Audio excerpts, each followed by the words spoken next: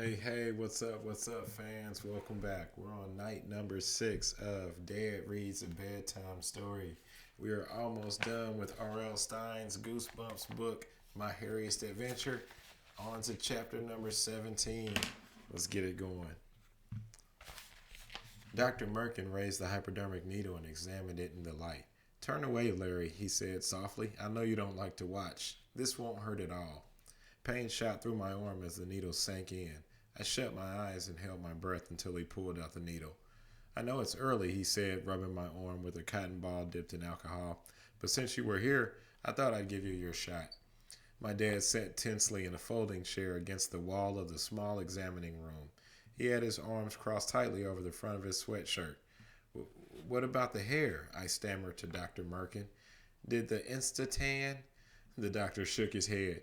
I really don't think tanning lotion can cause hair to grow, Larry. Those lotions work on the pigments of the skin. But it was a very old bottle, I insisted. Maybe the ingredients turned sour or something. He waved his hand as if to say, no way. Then he turned and started scribbling notes in my file. I'm sorry, Larry, he said, writing rapidly in tiny handwriting. It wasn't the tanning lotion. Trust me. He turned his head to me, his eyes studying me. I've examined you from head to foot. You passed every test. You seem fine to me. Whew, that's a relief, Dad said, sighing. But the hair, I insisted. Let's wait and see, Dr. Merkin replied, his eyes on my dad. Wait and see, I cried. You're not going to give me any medicine or anything to stop it? Maybe it won't happen again, Dr. Merkin said.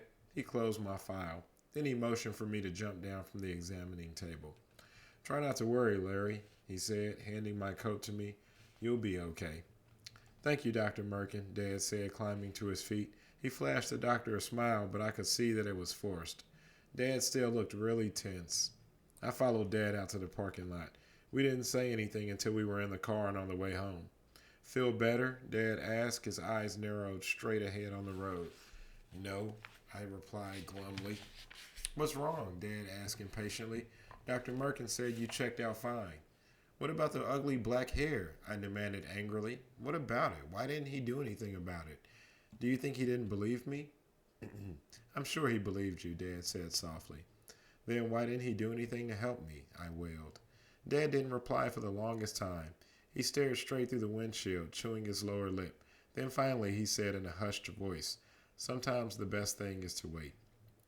We met at Lily's house for band practice that afternoon. We sounded pretty good, but it wasn't the same without Manny.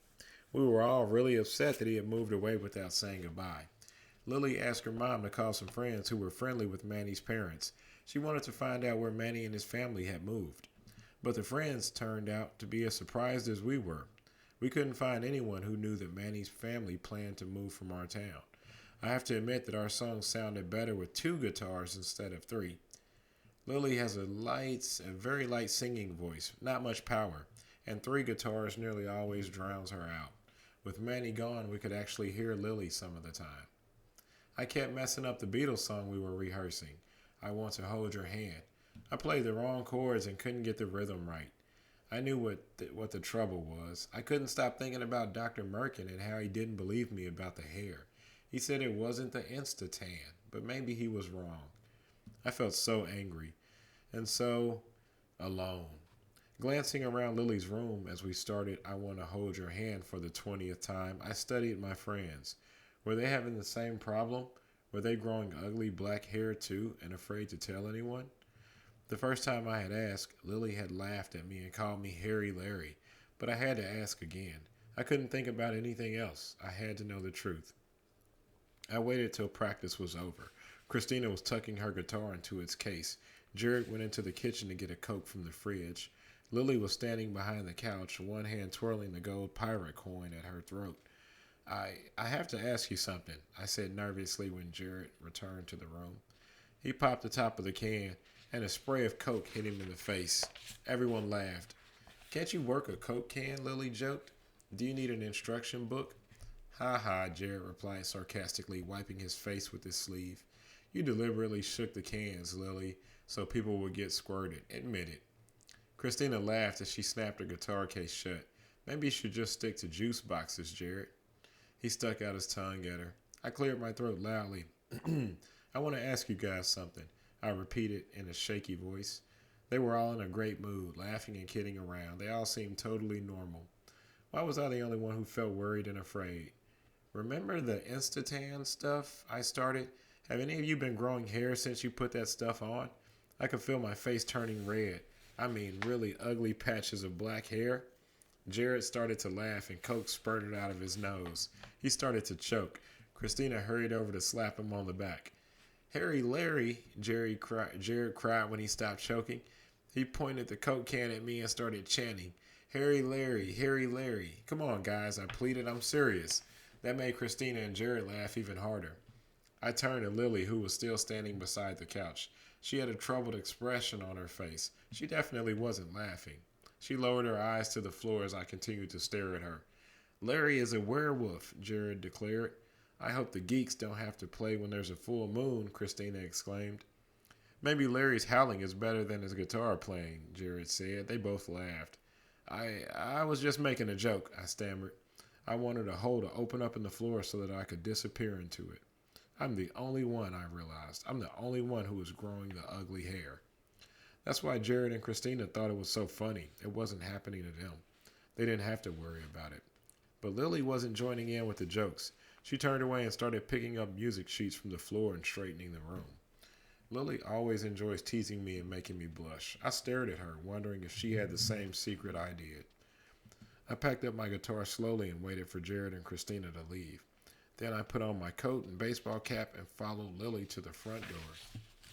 On the front stoop, I turned back to her. Lily, tell me the truth, I insisted, studying her face. Have you been growing weird patches of black hair on your hands and knees? She hesitated, chewing her bottom lip. I don't want to talk about it, she replied in a whisper. Then she slammed the front door. I didn't move from the concrete stoop. I kept picturing her troubled expression. I kept hearing her whispered voice. Was it happening to Lily? If it was, why wouldn't she admit it to me? Was she too embarrassed? Or was she embarrassed for me? Maybe it wasn't happening to her, I realized. Maybe she just thinks I'm crazy. Maybe she just feels bad for me because I keep acting like such a jerk. Feeling totally confused, I turned and headed for the street. The sun was still high in the sky, but the air felt cold. A sharp wind blew at my face, and I started home. Leaning into the wind, I reached up and tugged down my cap to keep it from blowing away. To my surprise, I couldn't pull it down. The cap suddenly felt tight. Too tight. I removed it and held it close to my face to study it. Had someone adjusted the back to make it tighter? No.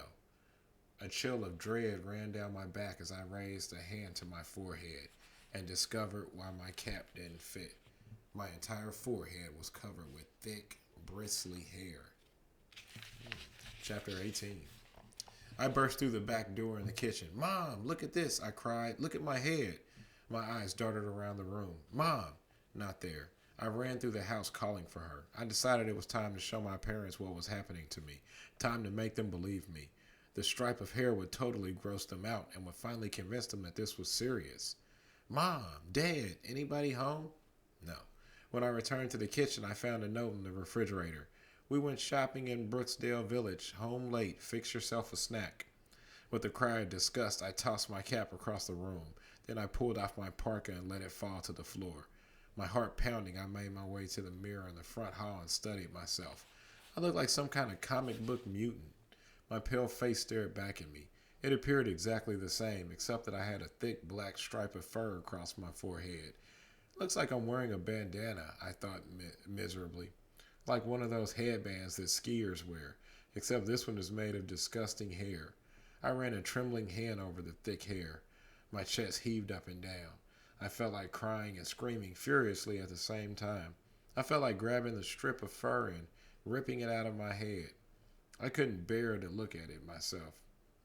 The hair was so gross, so disgusting. I decided that there was no way I could wait for Mom and Dad to get home. I couldn't leave that horrible hair on my face. Spinning away from the mirror, I ran upstairs to shave it off. I lathered up the strip of hair with shaving cream. Then I began to scrape my dad's razor over it. Ow! It hurt, but I didn't care. I had to cut it off. Every thick, bristly strand of it. Watching the hair fall into the sink, I suddenly knew what I had to do. I had to find the Instatan bottle. I had to find it and take it to Dr. Merkin. If I bring him the bottle, I can make him believe me, I told myself. Then Dr. Merkin can do tests on it. He can figure out why it's making hair grow on me. And once he knows that it's the Instatan that's growing hair, Dr. Merkin will be able to give me a cure, I decided. But where did we toss that bottle? I shut my eyes and struggled to remember. After I discovered the bottle, we had all run into Lily's house to splash the stuff on. Then we had gone back outside to mess around in the snow.